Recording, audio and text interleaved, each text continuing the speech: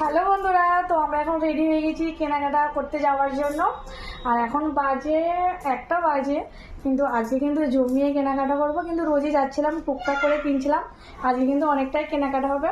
আর তার জন্য রেডি হয়ে গেছি।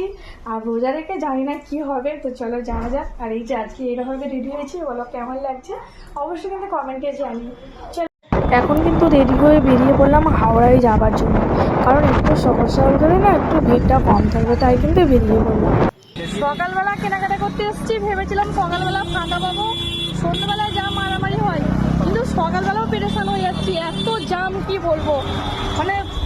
মানে রোদে প্রচণ্ড গরম হচ্ছে, আর তার উপরে লোকের ভিড় দেখো হাওড়ায়, মানে এত ভিড় কি বলবো। সন্ধ্যাবেলা যে কি হতো কে জানে, সন্ধ্যাবেলা পা গলানো যেত না। আর এইখানে জামাগুলো দেখো অনেক সুন্দর লাগছে, আর এটা কিন্তু নিত্য নতুন উঠেছে। আর এত যে পরিমাণে ভিড় আপনাদের কি বলবো, আমি তো ভেবেছিলাম ভিড় পাবো না, সন্ধ্যাবেলায় ভিড় হবে, কিন্তু না, সকালবেলাও ভিড়। তার মাঝে একটা দোকানে ছিল ফাঁকা, সেই দোকানে আমরা বসে বাচ্চাদের গেঞ্জি নেবার জন্য, কিন্তু যে কটা নেবার ইচ্ছে ছিল কিন্তু সব কটা পেলাম না, কিছুটা পেয়েছি এখানে। তো কিছুটা নিয়েছি বাচ্চাদের জন্য, আর এই যে প্যান্ট নিয়েছি, দুটো বাচ্চার জন্যই নিয়েছি। কিন্তু এখান থেকে তো সব কাজ মেটেনি। আর আজকের ওয়েদারটা এমন হয়ে আছে, তোমাদের কি বলবো, মৌসুমটা কিন্তু অনেক সুন্দর আছে, সত্যি অনেক সুন্দর, একটুকু ধূপ বেরোয়নি।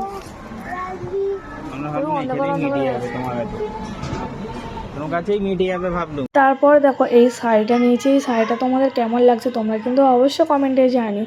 আর সত্যি শাড়ির কালারটা সুন্দর, আর শাড়িটা একদম হালকা ফাইন ছিল, আর অনেক সুন্দর কাজ করা ছিল, তার জন্য কিন্তু আমি শাড়িটা নিয়েছি। শাড়িটা দেখতে কিন্তু অনেক সুন্দর লাগছিল, তোমাদের কেমন লাগছে তোমরা কিন্তু অবশ্যই কমেন্টে জানিও। আর জানি না এই রকম কালার কার কার তোমাদের পছন্দ। তো যাই হোক, এই দোকান থেকে আমি অনেকটা কিছু নিয়ে নিয়েছি, কিন্তু এখনও কমপ্লিট হয়নি। যা আকাশের ওয়েদার তোমাদের কী বলবো, যত সম্ভব এক্ষুনি বৃষ্টি এসে যাবে। আমরা কেনাকাটা করতে বেরিয়েছিলাম, কিছুটা কেনাকাটা হয়েছে, আবার এখন প্রচণ্ড জোরে বৃষ্টি এসে গেছে, তো আমরা সবাই দাঁড়িয়েছি।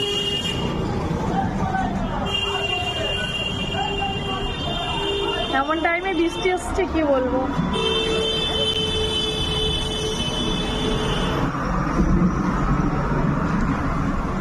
তো বন্ধুরা, মার্কেটিং করতে এসে পুরো ভিড়ে গেছি, এত জোরে বৃষ্টি আসছে, সবাই ভিড়ে গেছি আমরা। দেখো কি অবস্থা, দেখো ভিজে, অনেক জোরে বৃষ্টি আসছে, অনেক জোরে আসছে, কি অবস্থা।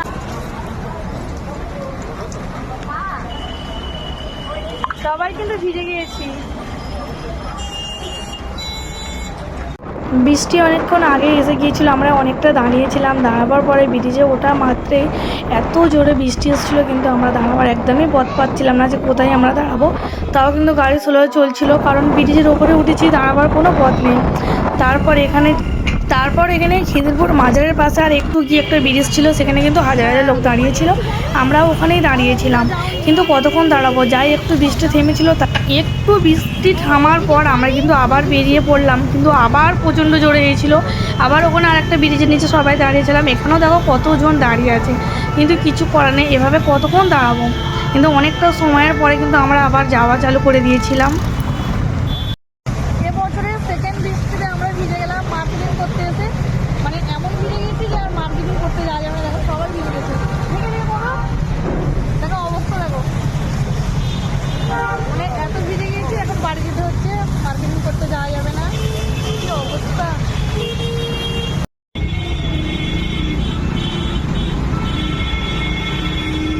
তাই আমরা এখন কিন্তু বাড়ি যাচ্ছি, জানি না কারণ অনেকটা ভিজে গেছি, এই ভিজা অবস্থায় একদমই মার্কেটিং করতে যাওয়া সম্ভব না, কারণ শুধু আমরা দুজনে না, আমাদের সঙ্গে দুটো বাচ্চাও রয়েছে, কিছু করার নেই। তাই আমরা বাড়ি আসার জন্য আবার রওনা দিলাম, কারণ বাড়িতে এসে ড্রেস চেঞ্জ করে যদি বৃষ্টি থামে তো আবার যাওয়া যাবে। আর এখানে শুধু আমরা না, এখানে কিন্তু অনেকেই ভিজে গিয়েছে বা অনেকেই দাঁড়িয়ে আছে, কিন্তু কতটা বৃষ্টি হয়েছে হয়তো আপনারা বুঝতে পারবেন না, কিন্তু আপনাদের ওখানে কোথায় কোথায় বৃষ্টি হয়েছে অবশ্যই কমেন্টে জানাবেন।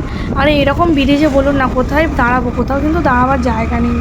তারপর আমরা যাভাবে ভিজে গিয়েছি, তো আমরা মার্কেটিং করতে গিয়েছিলাম, মানে যাচ্ছিলাম, তো ব্রিজের ওপরে উঠেছি, এত জোরে বৃষ্টি এসে গেছে, মানে দাঁড়াবার জায়গা পাচ্ছি না যে কী করে দাঁড়াবো, পুরো ভিজে গিয়েছে।